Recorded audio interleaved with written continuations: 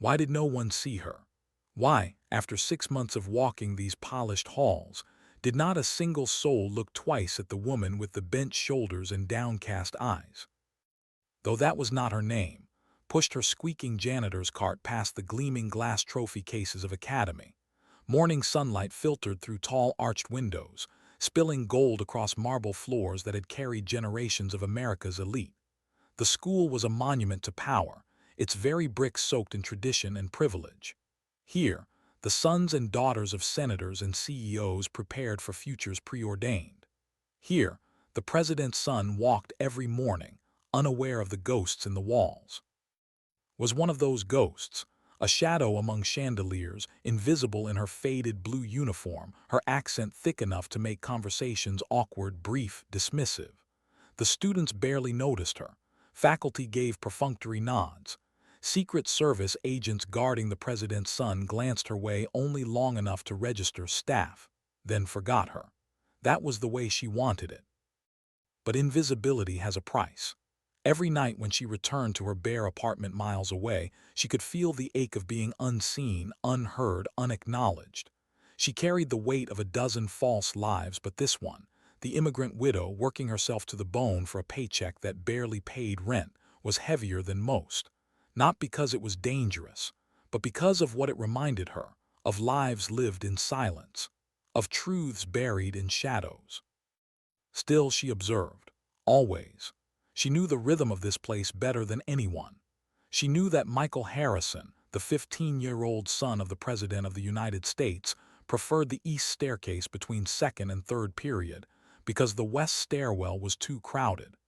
She knew Agent Daniels favored his right side, his hand never straying far from the pistol at his hip, an old injury making his left slow. She knew the security camera in the west corridor carried a 3-second delay, a vulnerability left unnoticed by those sworn to protect the boy. Every map of the building lived in her head, every weakness memorized, every blind spot, because for 6 months, while pretending to dust windowsills and mop marble floors, had been planning for the moment she hoped would never come. But it was coming. She felt it like a storm pressing against the air. She paused at the trophy case, cloth in hand, polishing the glass until her own reflection looked back. Knots. Morgan, the name tasted bitter in her mouth, though no one had spoken it aloud in 15 years. Morgan had died in 2004. A Marine sergeant, a sniper, later Delta Force. A soldier who had sworn an oath not to a man, not to an office, but to the Constitution itself. Her blood had been spilled on foreign soil, her name carved into memorials. But the truth was more complicated. Morgan had not died, she had disappeared. And sometimes disappearing is harder than dying. Early again, Mrs. The voice, low, gravelly, cut through her thoughts. She turned, cloth still in hand. Lieutenant Colonel William Cooper leaned against his cane at the far end of the corridor. The morning light framed him, shoulders squared despite age, presence commanding despite the years. Head of security at former Marine, a man whose eyes missed nothing. Smile was polite, her accent thick. Cooper, early bird catch the worm. She kept her eyes lowered, cloth moving in steady circles on the glass. Cooper studied her, eyes narrowing not with disdain, but with the sharpness of recognition half-formed. "Funny thing," he said slowly. "Yesterday, I noticed you checking the camera angles in the East Wing. Most cleaning staff don't take such interest in our security systems." Inside, her heart slowed, as it always did when danger brushed close. On the surface, nothing changed. She shrugged lightly. "Camera have dust, I clean everything. Is my job." The silence stretched. His cane tapped the marble once. "Of course, just doing your job." His eyes lingered on her longer than they should have, heavy with unspoken suspicion, before the moment was broken by the sound of boots echoing down the hallway. A maintenance crew. 4 men in gray uniforms pushed carts of tools and pipes, their movements efficient, too efficient. His peripheral vision caught everything. The way their steps aligned almost militarily, the subtle bulge under one jacket, the calluses on their hands fresh and sharp, not the hands of plumbers. And there, half hidden beneath a cuff, the tattoo, Arcturus Security. Private contractors, ex-special forces. Not plumbers, wolves dressed as sheep. They'll be working on the plumbing for a few days, Cooper explained, his tone too casual. But his eyes stayed fixed on her face, as though waiting for the flicker that would confirm what he already suspected. Her smile did not waver. School very old, she said, many problems with pipes. Indeed, his reply was quiet, weighty. Old structures hide their problems until they don't. When the men disappeared around the corner, bent back over the glass, her cloth steady, but inside her mind moved fast. A new pattern was forming. By evening the pattern was undeniable. Whispers through half-closed doors. A fragment of conversation overheard. Evacuation drill tomorrow morning. Threat level 2. Secret Service voices sharp with unease. Michael Harrison would be moved through the west exit. Standard procedure but predictable. Too predictable. It fit together with the contractors, with Cooper's suspicions, with the subtle shift in posture around the school. It was camouflage, all of it. The kind of camouflage she had seen 100 times in her career. Official movements designed to hide unofficial intent. That night back in her apartment, she moved with mechanical precision. Locks checked, windows barred, hidden case slid from beneath her bed, combination spinning beneath her fingers. Inside, the life she had sworn she'd left behind. Weapons, maps, encrypted radios, documents sealed in plastic, and a single letter. Her hands lingered on it, the paper worn soft by years of unfolding, reading, refolding, from Colonel James, her old handler. The only man alive who knew she had survived. His words were etched in her memory. If you're reading this, then my sources were correct. You lived, but the graves we buried in are being dug up. Harrison has risen higher than anyone expected, and the boy, your boy, he will not stay safe forever. Her boy. The world thought she had died before ever holding him, and maybe that had been easier for him, for the man who had become president, for herself. But now, with shadows circling, with Arcturus in the halls, she could no longer hide in silence. Her satellite phone powered on with a hum, connecting to a network built for ghosts. 6 rings, then a gruff voice answered. Brave Sky Antiques, how may I direct your call? Her voice shed the accent like a skin. Clear, cold, the voice of Morgan. I'm looking for a Winchester model. Serial number Tango Delta 742. A pause, authentication required. She closed her eyes. Crimson dawn over the Euphrates. Silence, then the mask dropped. The man on the other end exhaled sharply. Jesus Christ, Morgan, after all these years. Hello, James. Her voice was steady, but something inside her trembled. Because with those 3 words, the ghost had stepped back into the world of the living. Why hadn't she burned the letter years ago? Why keep it, hidden beneath her bed like some relic from another life? Morgan, though the world still knew her as, sat at the small kitchen table of her apartment, the dim light casting shadows across the paper she had unfolded once more. She knew every line by heart, every word etched into her memory, yet tonight, with the storm gathering, she read it again. If you're reading this, then my sources were correct. You survived. I've respected your silence, respected your choice to stay dead, but the silence is cracking. They're digging where they shouldn't. Harrison has risen higher than anyone predicted. And the boy, your boy, he won't stay safe forever. When you're ready, use the old channel. I'll be waiting. She traced the fatting ink with her finger, her hand trembling in a way it never did when holding a rifle. The letter was 3 years old, yet tonight it felt written for this very moment. Because the ghosts of weren't staying buried. And tomorrow morning, during a so-called evacuation drill, shadows would come for Michael Harrison. Her son. She folded the letter carefully, sealing it back in its waterproof pouch, then reached for the satellite phone she hadn't touched in years. When the secure channel connected, and's voice finally came through, it was like hearing the sound of a world she had buried with her old dog tags. Jesus Christ, Morgan, he breathed. After all these years. Hello, James. The steadiness of her voice surprised even her. Had been more than a handler. He had been the closest thing she'd had to family after stripped everything away. His silence on the line spoke volumes. The disbelief, the relief, the old anger that she had vanished without a trace. Finally, his voice returned, roughened by time. We need to talk about. Tell me you're not on site. I've been here 6 months. You're embedded, his voice sharpened. How long have you been watching the boy? Since the inauguration, she admitted. And he's in danger. Arcturus contractors are already inside. They're moving during the drill tomorrow.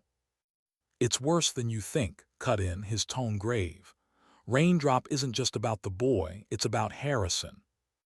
Morgan froze, her tactical mind instantly spinning. Explain.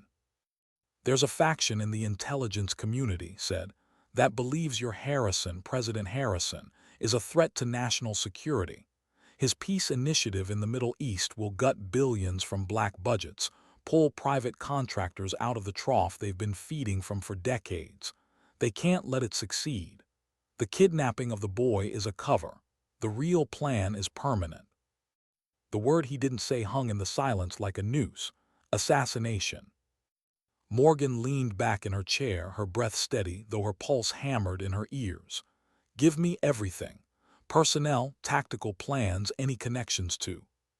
Sending what I can through the channel. His tone softened, hesitating. But Morgan, there's something you need to know about the boy. Her stomach tightened. What about him? Look at his medical records, said quietly. Specifically, the genetic marker for Bergen syndrome. Morgan's breath caught. Her left wrist throbbed as though the old scar burned anew.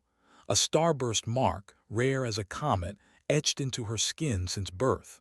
She had learned long ago it was genetic, passed like a secret through bloodlines. That's not possible, she whispered, though the timing already screamed the truth. June 10, 2008, exactly 9 months after. I suspected years ago, continued. Confirmed it last year with a DNA test. He's yours, Morgan. Michael is your son. Her heart clenched. For years she had buried that possibility, pushed it down beneath the discipline drilled into her bones. A soldier could not afford hesitation. A ghost could not afford hope. And yet, here it was, truth surfacing in the worst possible moment. She closed her eyes, her voice no more than a whisper. Harrison never knew. You didn't either, not until after, said gently. But it doesn't change the fact. He's in the crosshairs of the same men who tried to kill you in. You can't run from this anymore. Morgan opened her eyes, focus sharpening. Emotion was a luxury. Survival required clarity. She compartmentalized the revelation, locking away the storm inside her chest.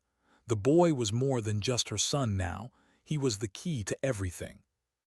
Does Cooper know? She asked, thinking of the old Marine whose eyes had lingered on her too long. His tone shifted, a faint chuckle cutting through the tension. Bill Cooper, he served with your father in Desert Storm. They were inseparable. If he's been watching you closely, he's already made the connection. Thomas' daughter is hard to mistake. The pieces clicked into place. Cooper's gaze in the hall, his words weighted with suspicion. It wasn't just professional, it was personal. I need to bring him in, Morgan decided. If I don't, he could interfere at the wrong moment. Agreed, said. But be careful, if they realize who you are, if they connect you to. I know, she cut him off. She wasn't ready to peel open those scars. I'll contact Cooper tonight. Have assets ready for extraction tomorrow at 900. After ending the call, she stood in the dim kitchen, letting herself feel it just for a moment. The weight of 15 years, the boy who had grown up without her.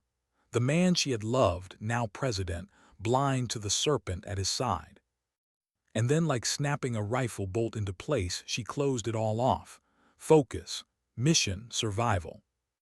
At 11:30 that night, Morgan slipped into through the maintenance entrance. Her borrowed keys yielded to every door, her steps soundless as she moved through corridors she knew better than her own skin. The school was silent, but she knew where to wait. The steady tap of Cooper's cane echoed before he appeared, tall frame outlined in the glow of a tablet in his hand.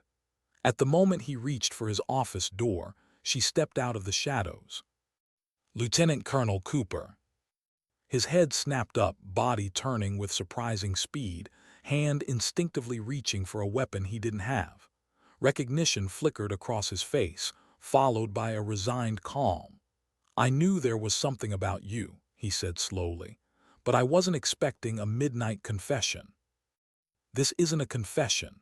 Morgan's voice carried no trace of accent now, steady and sharp as a blade. "It's a warning. Those men who arrived today, they're not plumbers, they're Arcturus contractors. And tomorrow, during the evacuation drill, they're coming for Michael Harrison." Cooper studied her with eyes that had seen 3 wars. His grip on the cane tightened, knuckles whitening. "And how would you know this?"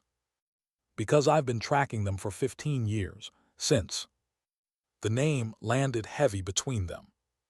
Cooper inhaled sharply, face hardening with a memory too painful to speak. He unlocked his office door and stepped aside.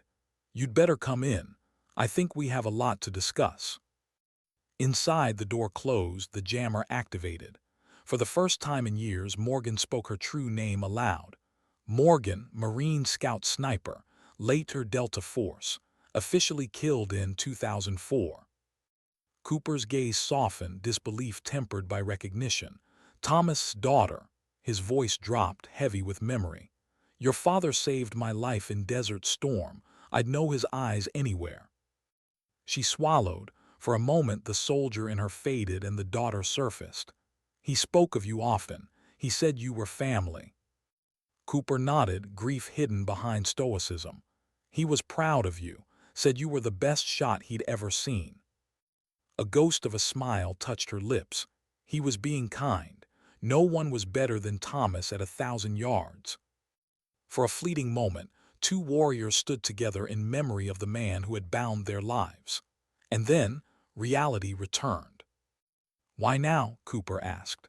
15 years as a ghost, and suddenly you're here, mopping floors at the president's son's school." "Because Michael is my son," Morgan said quietly, the words tasting like both confession and defiance.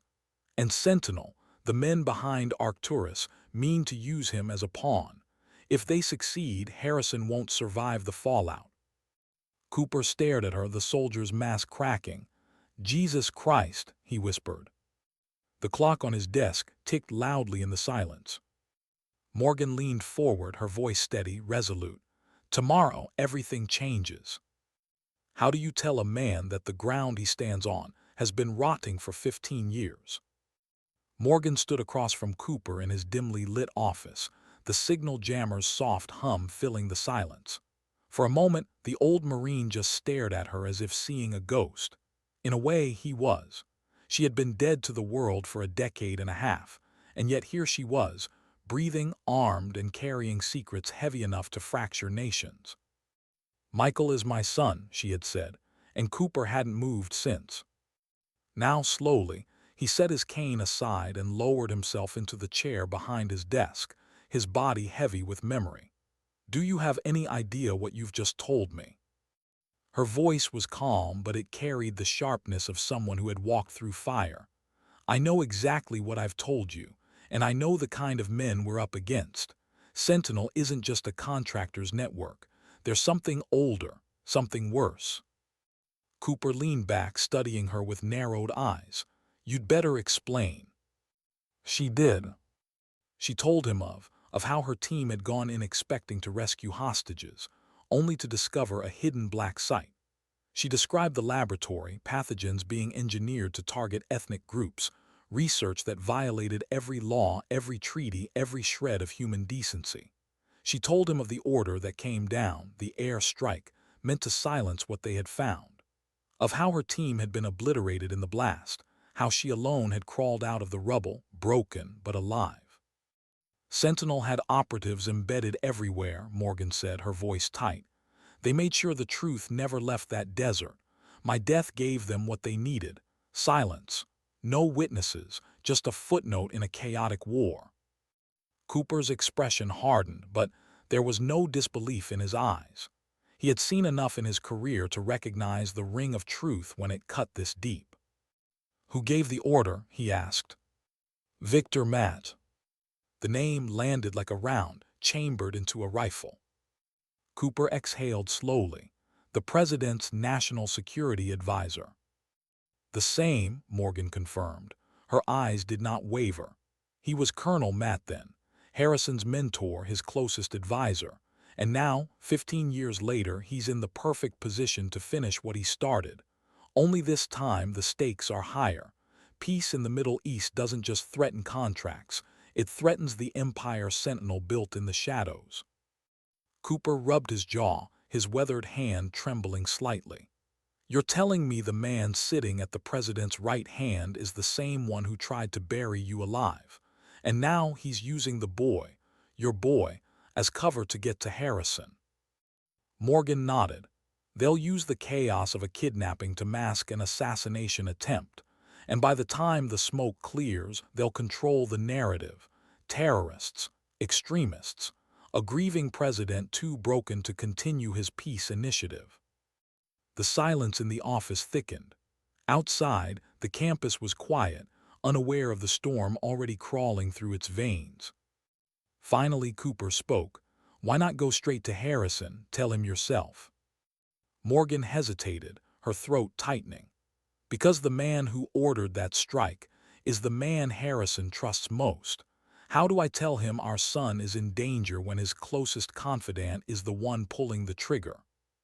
Cooper stared at her, the weight of her words settling like lead. He leaned forward, elbows on his desk, hands clasped. "So what's the play?" She stepped closer to the desk, scanning the schematic of the campus pinned beneath glass. "We need to intercept Michael before the drill begins. Take him somewhere Sentinel won't be watching. There's only one route they won't anticipate." "The tunnels," Cooper finished, his voice grim. Morgan raised an eyebrow. "You know them?" "My great-grandfather was treated here when this place was a field hospital during the Civil War," Cooper said. "I grew up on stories about the tunnels under this land, part of the Underground Railroad. Later reinforced, then forgotten. They don't exist on modern maps." "And they lead where?" "The old Baptist church, about a mile north." Morgan's tactical mind calculated the odds: limited access points, concealed movement, historical infrastructure that Sentinel would have no reason to expect. For once, fortune might favor them. "Can you get me access to Michael before the drill starts?" she asked. Cooper tapped the schematic with a blunt finger. "I can pull him from class under pretext of a security briefing. Bring him here. You'll have 15 minutes before the evacuation begins." Morgan nodded. It was enough, barely. But Cooper wasn't finished. His eyes locked on hers, sharp with a warning forged from decades of service. "If you're wrong about this, if you're dragging me into some phantom conspiracy—" "Then I go to prison," Morgan cut him off. "Or worse, but if I'm right." Her voice faltered only slightly before hardening again. "If I'm right, we save the president's son, and maybe the president himself."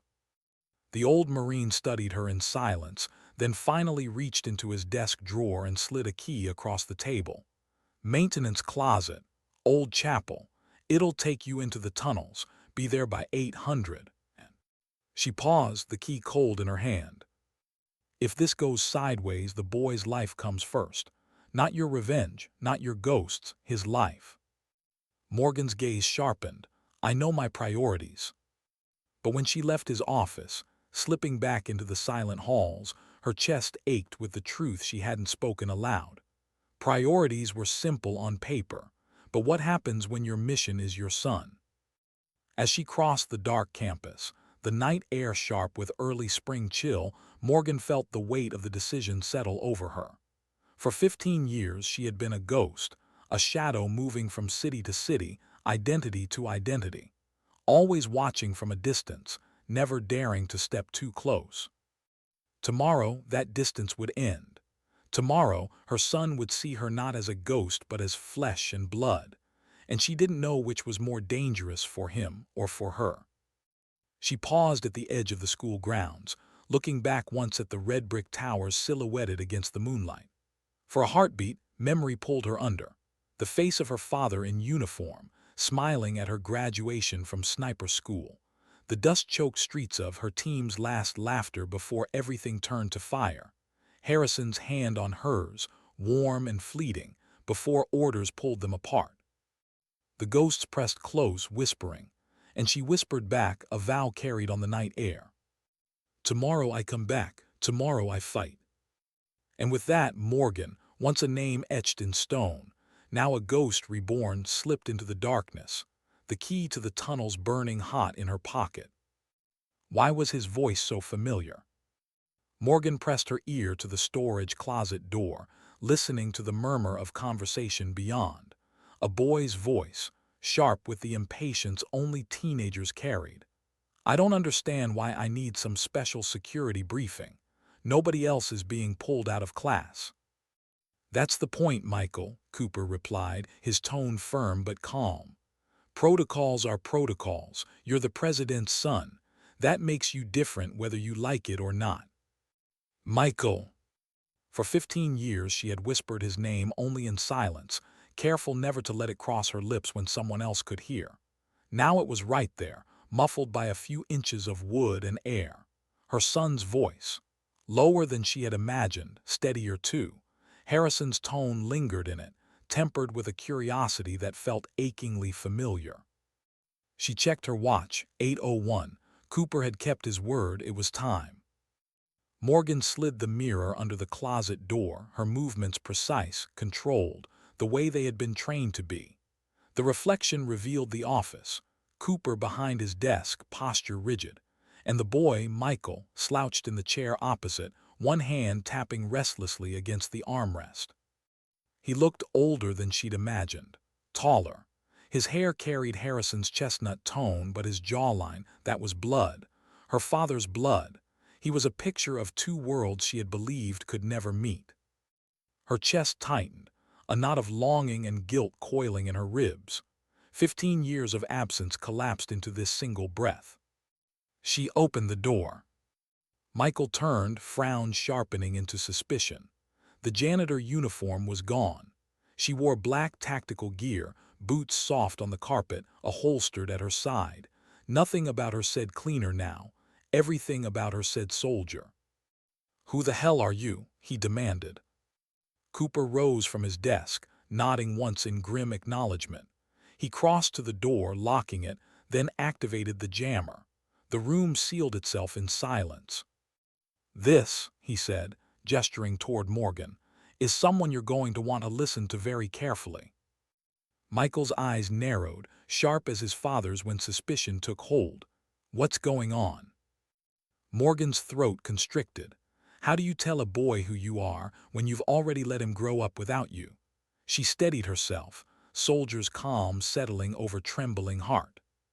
"My name is Morgan," she said, voice steady, low, "and you're in danger." Michael scoffed, though unease flickered behind his eyes. "This is some kind of test, right? A drill within the drill." "No," Cooper cut in, his tone grave. "Not a test. Not a drill. There are men on this campus right now, disguised as maintenance staff, waiting to use the evacuation drill as cover to take you." The boy's jaw tightened. He looked between them, mistrust shadowing his face. If there's a threat, why not just tell the Secret Service? That's their job. "Because," Morgan said softly, "we don't know who we can trust inside the service anymore. Someone's feeding information to the contractors. If you follow standard protocol today, you'll be walking into an ambush." He stared at her, searching her face, weighing truth against fear.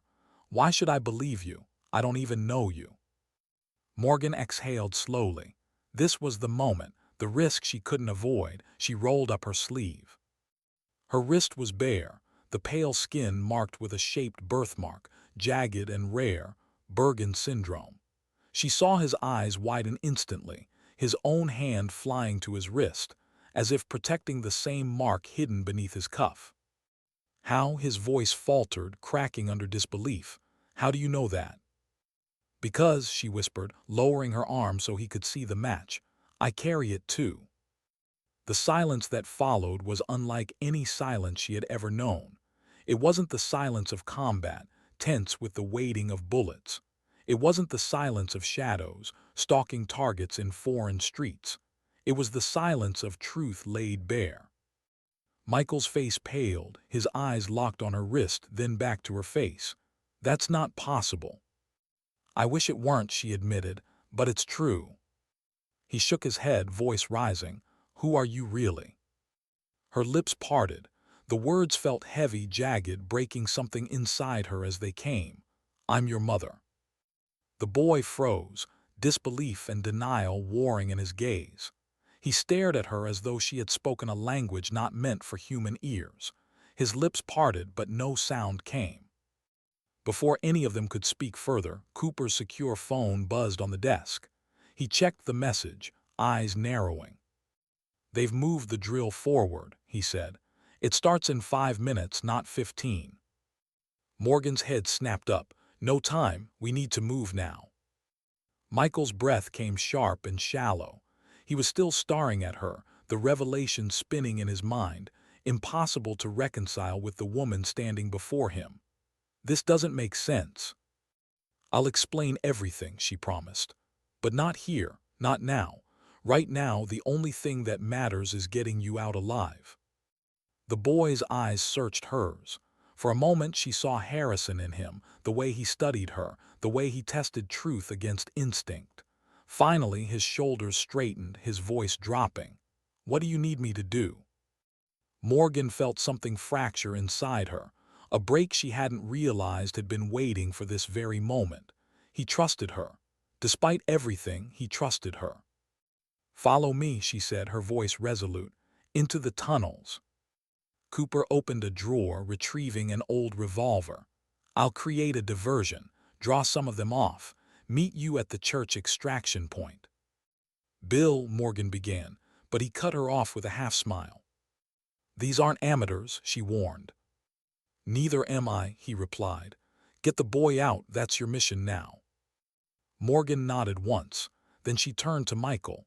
Stay close to me, do exactly as I say. Don't stop no matter what you hear behind you.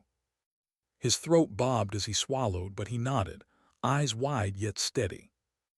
The evacuation alarm began to blare, echoing through the school's marble halls.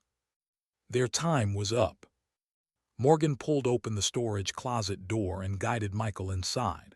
The false wall swung back with the turn of Cooper's key, revealing the stone staircase descending into black. She led the way, flashlight beam cutting through the darkness. The tunnel air was stale, damp, carrying the weight of history. Michael followed, his small flashlight trembling in his grip. What is this place? He whispered. Part of the Underground Railroad, she answered. Runaways used it to find freedom before the Civil War, and now it's our freedom too. They descended deeper, the sound of the alarm above muffled by earth and stone. For a moment, the weight of centuries pressed down on them. Morgan moved swiftly, guiding him into the narrow passage, their footsteps echoing softly in the dark. You're really my mother, he whispered, as though testing the words in the air. Her chest tightened. Yes. And my father, he doesn't know. No, the word was bitter, sharp. He thought I died before you were born. Michael's silence was heavier than the air. She could feel the storm in him, the questions tearing through his mind, questions she didn't have time to answer. Why? His voice finally cracked, just a boy's voice again, vulnerable. Why didn't you come back? Morgan's breath hitched. For a heartbeat, she wanted to stop, to kneel, to tell him everything, to apologize, to beg forgiveness. But the mission pressed forward like a weight she couldn't drop. Because staying dead was the only way to keep you alive, she said softly. They walked on, shadows swallowing them whole, the tunnel stretching forward into uncertainty. And above them, boots thundered across marble floors, contractors in disguise moving into position. The ghosts had returned, and this time Morgan was not running. Why were there footsteps behind them? Morgan stopped dead, one hand snapping up to signal Michael to freeze. The tunnel was pitch black now, her flashlight extinguished, the boy's beam covered by his trembling hand. In the silence, the echo came again.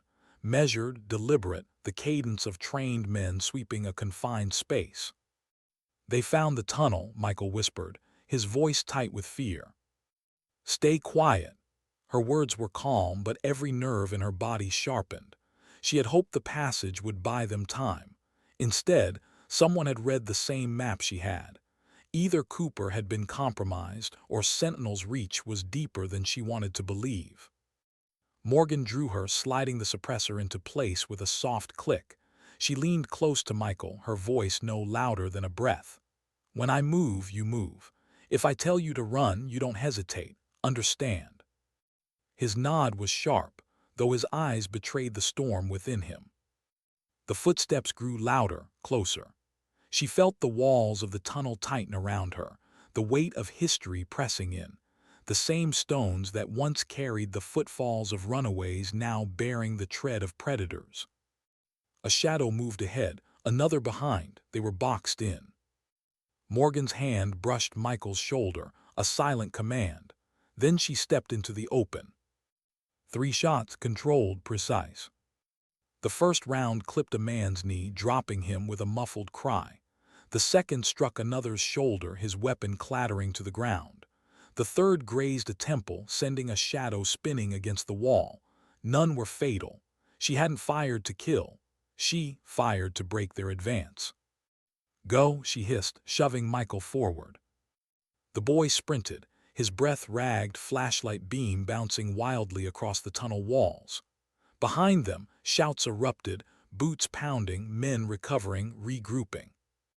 Morgan moved like water, her strides long, efficient, every motion calculated.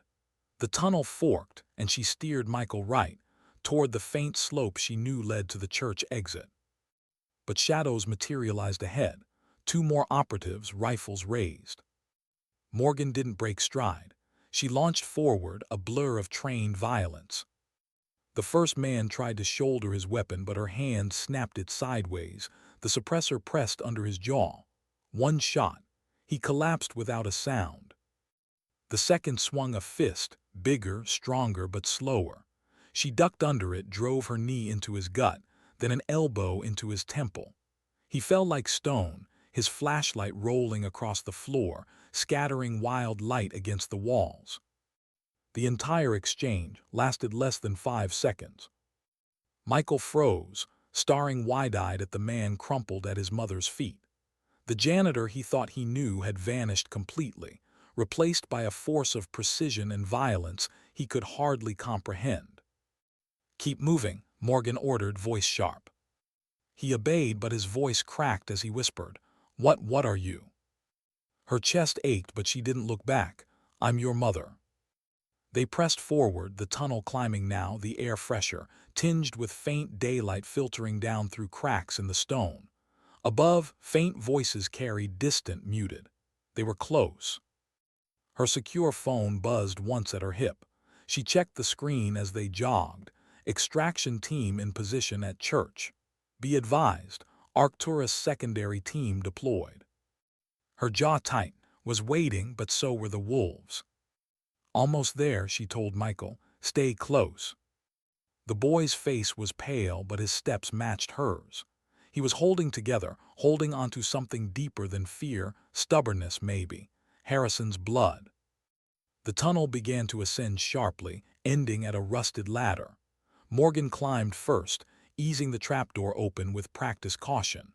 Sunlight poured through, streaked by the colors of stained glass. She hauled herself up into a storage room filled with broken pews and dust-choked hymnals, then pulled Michael through after her. She shut the trapdoor, dragging a heavy cabinet across it with a grunt. It would slow their pursuers, but not for long. One door led out of the room. Morgan crept forward, ear pressed against the wood. Silence. She eased it open a crack and peered into the sanctuary. The church was a skeleton of its former self, pews sagging, pulpit bare, light streaming in through fractured stained glass. Empty. Or almost "You can come out now, miss," a voice said, calm, steady. "Or do you prefer these days?" Morgan froze. At the front pew, an elderly African-American man sat with his back to them. He made no move to turn, no sign of threat. Her weapon was up instantly. "Who are you?" "Reverend Jackson," the man replied, his voice carrying the weight of decades. "This was my church before they closed it. Still come here most mornings. Habit, I suppose." Michael shifted behind her, whispering, "How does he know your name?" "Because Bill Cooper called," the Reverend said, still not turning. "Told me to expect company. Said to remind you that CFG still owes Thomas a beer." Morgan's chest constricted. The code, a memory of her father. Cooper had sent a message only she would understand. She lowered her weapon slightly, though her eyes stayed sharp. "There are men outside." "Two vehicles," the Reverend said. "Military types, though they're trying hard to look like civilians. Not very good at it. Reminds me of Saigon, '68. Michael blinked. "Vietnam." 101st Airborne, the old man said with a soft chuckle. He finally turned, his weathered face creased with kindness and old fire. "Two tour. Your grandfather was a Marine, wasn't he, miss? Thomas was a good man." Morgan's throat tightened. "Yes, he was." Jackson nodded once. "I was the chaplain who married your parents. Your mother was the prettiest nurse at camp, and your father couldn't take his eyes off her." Michael's gaze darted between them, confusion and awe in equal measure. "You knew them?" Jackson smiled faintly. "Small world, son." His eyes shifted back to Morgan. "Now I reckon you don't need a sermon right now. You need a way out." He reached into his pocket, pulled out an old key ring. "'78 Ford pickup, out back under the oak tree. She's ugly, but she'll carry you quiet down the service road." "Why help us?" Morgan asked, suspicion sharp. The Reverend stood slowly, his joints stiff but his voice strong. "Because Bill Cooper said you were protecting the innocent, and in my book, that's the only mission that ever mattered." Michael's voice cracked, young but demanding. "But you don't even know who I am." The Reverend smiled, eyes soft. "Son, I watch the news. I know exactly who you are. But more importantly, I know who she is. The rest, that's between you two." Before Morgan could stop him, he moved toward the church doors. "I'll give you a distraction. You take the truck." "Reverend," she began, but he lifted a hand, silencing her. "I've been waiting my whole life to be useful one more time. Don't waste it."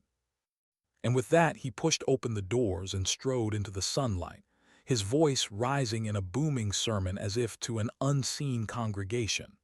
Outside, the operatives shifted, thrown off balance.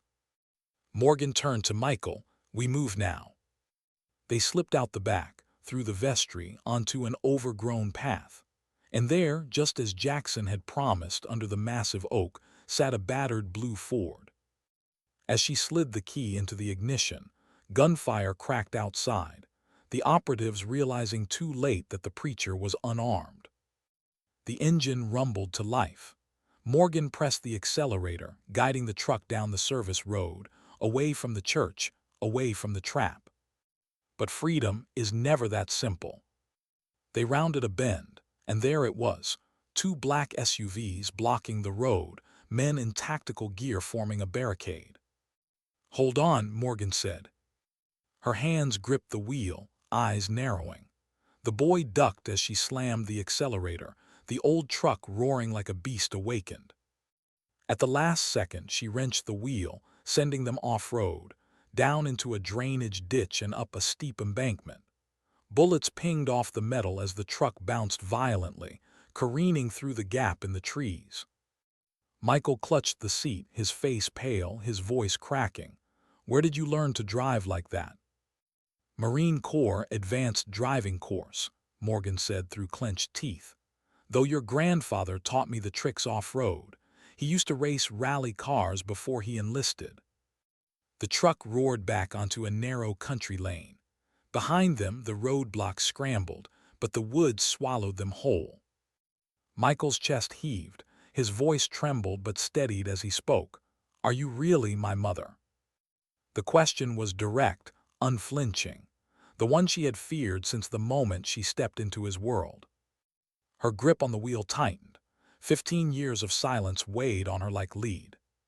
Yes. The word dropped between them like a stone into still water. He stared at her profile, his world shifting, shattering, rebuilding. Does my father know? No, she whispered. He thinks I died in. His next word carried everything, anger, pain, hope. Why? Her jaw clenched. The truth tasted like ash. Because the man who tried to kill me is the man your father trusts most. Who? Her eyes stayed on the road, voice low and bitter.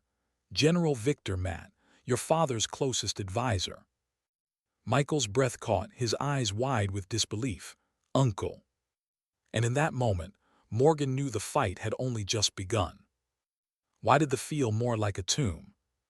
The truck rattled to a stop at the end of a dirt lane, its engine coughing before falling silent. Dust hung in the beams of the headlights, then drifted away into night. Morgan's hand stayed on the steering wheel for a moment longer, her knuckles pale. She listened, really listened. Crickets, wind, the distant groan of a barn door shifting on its hinges. No engines, no footsteps, not yet.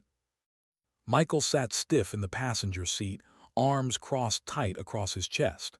He hadn't spoken since the roadblock, since she had dropped Matt's name into the silence like a grenade. He hadn't looked at her either, not really. Just stared out the window, jaw locked, breath sharp. Morgan cut the lights, opened her door. We're here. He didn't move at first. She wanted to reach for him, but she didn't. He needed space. So she stepped out alone, boots crunching on gravel, scanning the tree line. Her rifle was slung across her back now, still at her hip. Habit, necessity. A shadow moved from the barn ahead, cane tapping, stride measured. Right on time, Cooper said, voice low, eyes sharper than his years. Wasn't sure that old Ford would make it. She made it, Morgan replied. Cooper's eyes flicked past her to the truck. How's the boy? Morgan hesitated, then answered honestly, processing. The colonel nodded once. He understood. They had both lived long enough to know that shock doesn't always come with screaming or tears. Sometimes it comes with silence so heavy it suffocates. Michael finally opened the passenger door, climbing out stiffly. His eyes darted from Cooper to the barn, then back to Morgan. Is this safe? As safe as it gets, Cooper said, gesturing with his cane. Let's move inside before anyone picks up the trail. They crossed into the barn, the doors shutting behind them with a hollow groan. Inside, the air was cool, damp with earth. Cooper led them past hay bales and rusted tools to a hatch in the floor. He worked the latch with a practiced motion. After Vietnam, I figured the world wasn't done with me, he muttered. Built this place when I bought the farm. Old habits die hard. The hatch creaked open, revealing a staircase descending into reinforced concrete. A bunker. Morgan motioned Michael ahead, then followed, Cooper behind them. The lights flickered on, fluorescent strips casting pale glow across steel shelves stacked with rations, radios, weapons. A map of the eastern seaboard stretched across one wall, red pins clustered around D.C. And at the center table, hunched over a laptop, sat James. He looked up, age carved deep into his face. Morgan. She hadn't realized how much she needed to hear her name spoken without disguise, without suspicion. For a moment, the soldier in her faltered and the woman surfaced. James. He stood, eyes flicking to Michael, then back to her. You did it. You got him out. Morgan nodded, but Michael's suspicion sharpened. Who are you? Extended a hand. Colonel James, U.S. Army, retired, old friend of your mother. Michael's eyes narrowed, his voice brittle. You mean the mother who's been dead my whole life, the mother I just met this morning? The air in the bunker shifted, heavy, charged. Morgan stepped forward, her voice quiet but firm. Michael. No. His voice cracked, anger spilling now, years of confusion finally finding a target. You don't get to just walk in and say you're my mother. You don't get to drop that on me in the middle of gunfire and then act like it explains everything." His fists clenched, his breath ragged. "Where the hell were you? 15 years, I thought you were a name on a stone. And now you're what? A soldier, a spy. What are you?" Morgan stood very still. She had rehearsed this moment in her mind 1,000 times, but no rehearsal prepared her for the real thing. Not the rawness in his eyes. Not the pain that looked so much like her own reflection. "I was trying to keep you safe," she said softly. "That's not an answer," he snapped. His hand brushed Morgan's arm, steadying. She drew in a breath, forced herself to meet Michael's gaze. "The mission in wasn't what the world was told. We found something we weren't supposed to, something that scared powerful men. They erased my team. They erased me. Staying dead was the only way to protect you and your father." Michael shook his head, disbelief warring with betrayal. "You could have told him. You could have told me." Morgan's throat tightened. She saw Harrison in him so vividly it hurt. The way he stood his ground even when the ground was falling away. "If I had, they would used you to find me. They would killed you both." Michael's silence cut sharper than his anger. He turned away, packing the bunker, his shoulders rigid. Cooper leaned on his cane, his voice breaking the tension. "Kid, I've buried brothers. I've buried sons of brothers. I've seen what these people do to anyone who gets in their way. You don't have to trust her tonight, but you'd better believe this. If she says they'll kill you, she's not guessing." Michael's jaw tightened, but he stopped packing. He didn't look at Morgan, not yet, but he didn't walk away either. Cleared his throat, pulling up an image on the laptop. "We don't have long. Sentinel isn't just after the boy. They're setting up for a hit on the president himself. Matt's pulling strings inside the White House. They'll use the chaos of this so-called kidnapping to make their move." Morgan leaned over the screen. Satellite images, convoy routes, encrypted chatter. The pattern was clear. She felt her stomach drop. "Camp David," she said. Nodded grimly. "Tomorrow, during the peace summit, the boy is leverage, but Harrison's the target." Michael turned back, confusion etched across his face. "You mean, Uncle, he's been with my dad forever. He was there after my mom died." His voice faltered on the word. "He took care of me." Morgan's chest constricted. She wanted to hold him, to shield him from this truth, but there was no shielding anymore. "He's the one who gave the order in," she said softly. "The one who tried to kill me before you were born. And now he's finishing the job." Michael stared at her, the ground beneath him shattering. "No." His voice was heavy. "I wish it weren't true, son." The boy's face crumpled, not with tears, but with a silence so raw it silenced even the veterans in the room. Morgan stepped closer, her voice breaking the quiet. "You don't have to believe me, but you have to stay alive long enough to see the truth for yourself." Michael finally looked at her again. His eyes burned, not just with hurt but with something harder, sharper, a seed of determination. "Then what do we do?" Morgan's chest tightened. The boy was Harrison's son, her son. And in that moment she saw it. He wasn't broken. He was unbroken, even under fire. She placed a hand on the map. "We take you to Camp David. We get you to your father. We expose Matt before he makes his move." Frowned. "It's a gauntlet between here and there. Convoys will be locked down. Roads will be crawling with Arcturus." "Then we don't use roads," Morgan said, her eyes sharpened. "We move through the back routes, off-grid, ghost routes." Cooper gave a dry chuckle. "Figures, the ghost wants ghost roads." Morgan didn't smile. "It's the only way." The room fell quiet, the plan hanging in the stale bunker air. And then Michael spoke, his voice quiet but steady. "If we make it to Camp David and my dad sees you, what happens then?" Morgan met his gaze. The answer weighed heavier than any rifle she had ever carried. "I don't know," she admitted. The boy studied her for a long moment. Then slowly he nodded. Not acceptance, not forgiveness, but something close to resolve. And for Morgan that was enough, for now. Why did the night feel thinner than paper?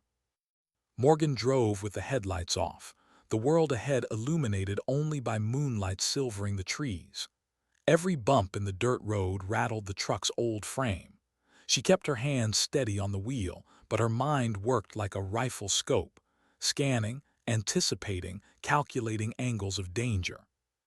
In the passenger seat, Michael leaned forward, his face lit faintly by the glow of a small map had marked for them. His silence wasn't the raw, wounded silence from before. This was different, watchful, processing. From the bench seat behind them murmured, "We'll cut across Harper's Ridge. The old fire break should drop us into the valley north of. From there, back entrance to Camp David is less than 5 miles. Assuming no one's waiting," Cooper grumbled beside him, Kane resting against his leg. His revolver gleamed dull under the map light. "And assuming this rust bucket holds together." "She'll hold," Morgan said, not looking away from the road. "It's us I'm worried about." Michael glanced sideways at her. "Do you always think like that?" Morgan's grip tightened slightly. "Like what?" "Like everything is already trying to kill you." Her eyes stayed forward. "Experience teaches you patterns. People think danger is random, but it's not. It's patient. It waits for the moment you think you're safe." The boy fell silent, considering that. When he finally spoke again, his voice carried something steadier. "Then teach me the patterns." Morgan's breath caught. She turned her head just enough to meet his eyes. For the first time, she didn't see only confusion or anger in them. She saw resolve. Her voice softened. "Not tonight. Tonight you just stay alive." The lane twisted sharply, descending into a hollow thick with trees. That's when Morgan felt it, the faint ripple, the prickle on the back of her neck. The quiet was too deep, too staged. "Brace," she said, and slammed the brakes. The truck screeched to a halt just as the first shadow darted across the road ahead. A rope of spikes snapped upward, puncturing the air, ready to shred tires. Ambush. Gunfire erupted from the tree line, bullets sparking against the hood. "Down," Morgan shouted, shoving Michael below the dash. She flung her door open, rolling into the ditch as rounds shredded the windshield. Dragged Cooper behind the truck, returning fire with short, controlled bursts from an M4 pulled from the bunker's stash. Cooper's revolver cracked, each shot deliberate. Morgan moved low and fast, sliding into position behind a fallen log. Her rifle snapped up, scope sweeping. Shadows shifted in the moonlight, half a dozen men, Arcturus by their gear, fanning out in a crescent. She exhaled once, then fired.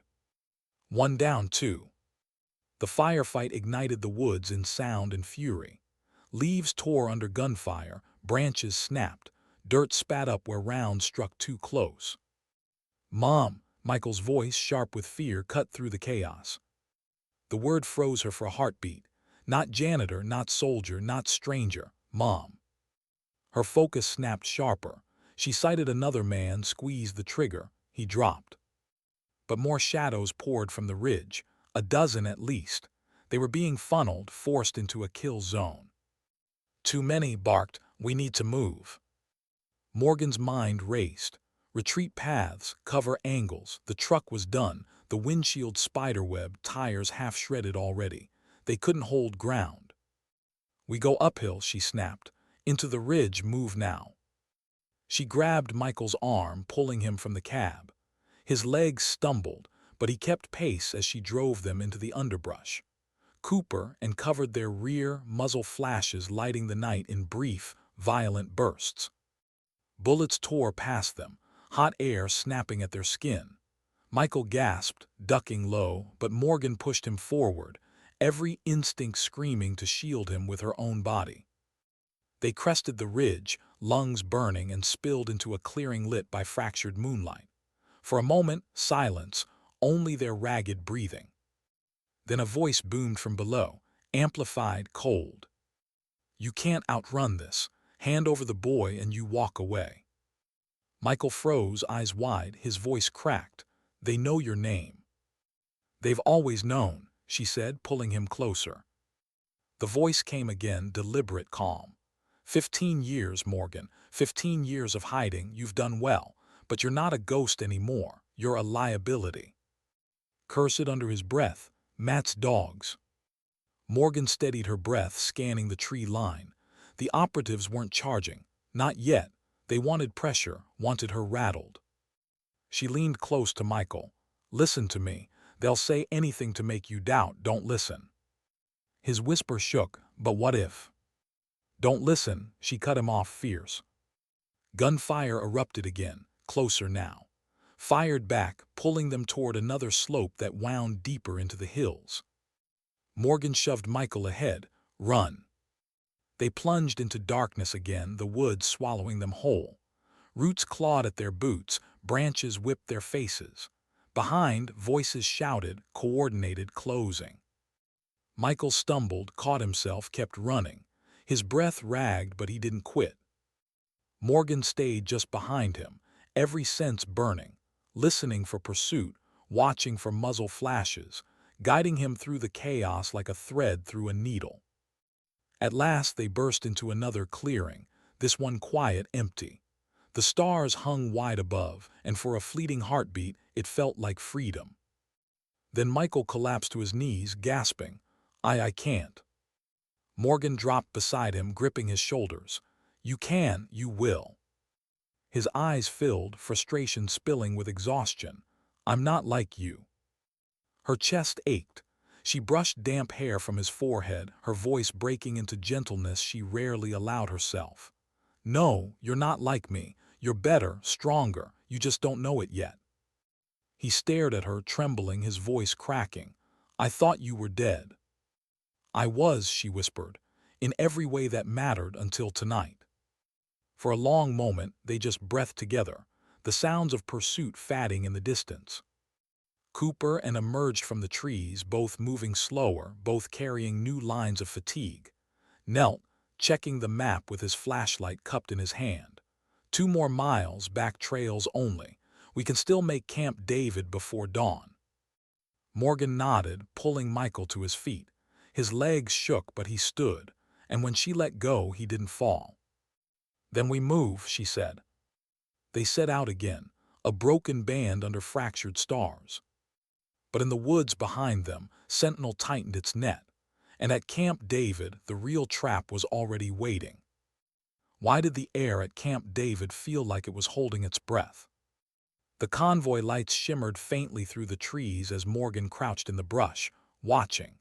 Secret Service SUVs lined the perimeter, agents moving in crisp formations. Beyond the fence, the lodge glowed warm, too calm, too ordinary for what she knew was coming.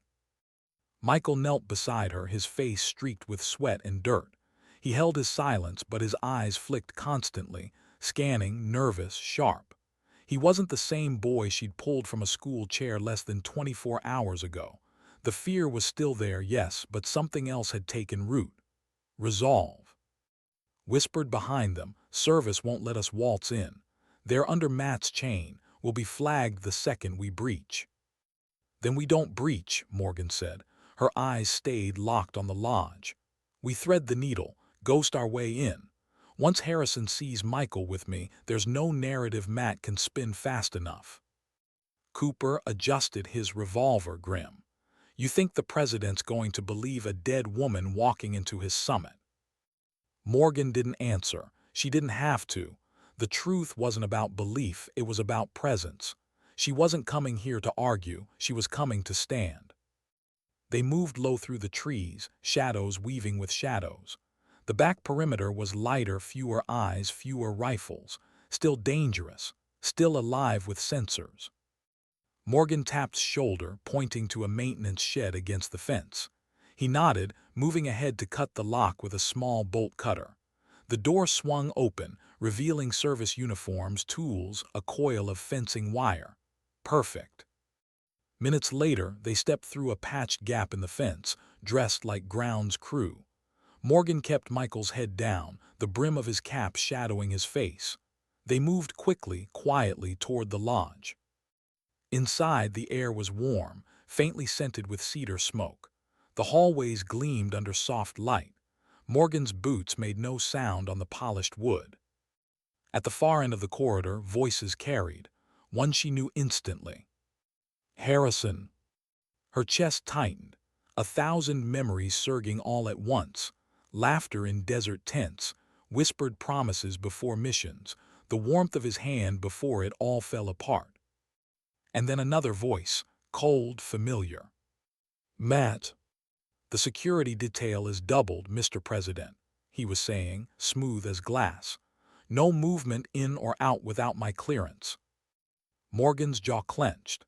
The same voice that had ordered her team's erasure now standing inches from the man she once loved. She motioned Michael forward, stay close. They turned the corner, and everything stopped. Harrison stood near the fireplace, suit immaculate, face older but still carrying the quiet gravity she remembered. His eyes widened as he saw Michael, relief breaking across his features. Son. Then his gaze shifted to her. For a heartbeat, he didn't breathe. Morgan. Matt spun, disbelief flashing into fury. No, that's impossible. Morgan stepped forward, her voice steady, every syllable carrying 15 years of silence. Hello, Harrison. Harrison's face drained of color. He looked at Matt, then back at her. But you died. Matt recovered fast, too fast. Mr. President, this is a trick. An Arcturus intel warned of a deception operation. Deception, Morgan's voice cut sharp. Is that what you called and to bury your black site? The room froze. Even the Secret Service agents flanking the door faltered. Harrison's gaze darted between them, confusion and dawning horror warring in his eyes. Matt, what is she talking about? Matt's hand twitched toward his jacket, too late. Morgan's pistol was already drawn, suppressor leveled. Don't. For the first time, real fear flickered in Matt's eyes. 15 years ago you silenced my team, Morgan said, her voice low, taut. You thought you silenced me, but ghosts don't stay buried, and tonight your empire ends. Harrison stepped forward, his voice tight. Is it true, Victor? Matt's jaw worked, rage spilling. She's compromised, she always was. You think she came back for you? No, she came back to ruin everything you've built, to hand the peace process to the enemy. But Michael's voice cut through the lie, clear, strong. He's the enemy. Every head turned. The boy stepped forward, shoulders squared despite the tremor in his hands. She saved me. He tried to take me, he called it leverage. Harrison's face broke, the truth pierced at last. The room exploded. Matt lunged, drawing his weapon. Agents shouted, confusion erupting. Morgan fired first. The round struck Matt's arm, spinning him back against the wall. He roared, weapon clattering to the floor. Agents swarmed, pinning him down. Silence slammed back into the room. Morgan stood there, chest heaving, pistol steady, eyes locked on the man who had stolen 15 years of her life. For a moment, she wanted to finish it, to end him with one more round. But then she felt Michael's gaze on her, not fearful, watching, waiting. Her hand trembled. She lowered the pistol. Matt spat blood, sneering up at her. You should stay dead. Her voice was quiet, steady. You should left the innocent alone. Harrison stepped closer, his eyes searching hers. Morgan, how? She shook her head. No time, she motioned to Michael. He's your son, protect him, that's all that matters. Michael's throat worked, his voice cracking. You're leaving. Her chest broke at the word. She reached out, brushing his hair back the way she had when he was a baby. I was never supposed to be here this long, but you're stronger than you know, strong enough to walk forward without me. No, his voice rose raw. You can't disappear again, not now. Harrison's voice trembled. Morgan, stay, we can. She shook her head, tears unshed burning her eyes. You both deserve peace, and peace doesn't come from ghosts. She turned. Cooper's cane tapped once against the floor as he joined her at his side. They knew, ghosts don't stay for celebrations. As the three of them slipped toward the exit, Michael's voice broke behind her. Mom. She froze for just a breath. Then, without turning, she whispered the only truth she could leave him with. Sometimes dignity doesn't speak, it simply acts. And with that, Morgan, sniper, soldier, ghost, walked back into the night, leaving behind the 2 lives she had saved, and the one she had never stopped loving. The lodge doors shut softly behind her. The world outside was cold, sharp, and endless, but for the first time in 15 years she felt lighter. She wasn't just a ghost anymore. She was a mother who had finally kept her promise.